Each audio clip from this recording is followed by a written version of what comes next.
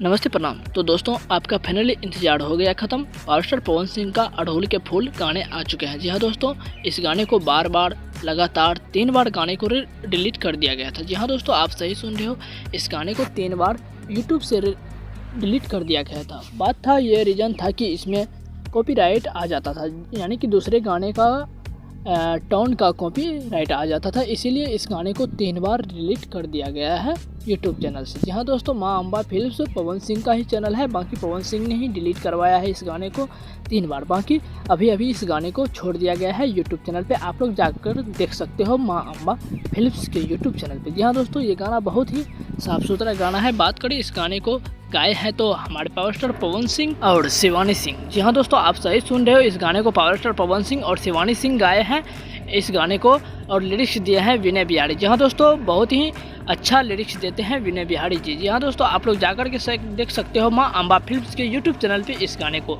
अभी रिलीज कर दिया गया है।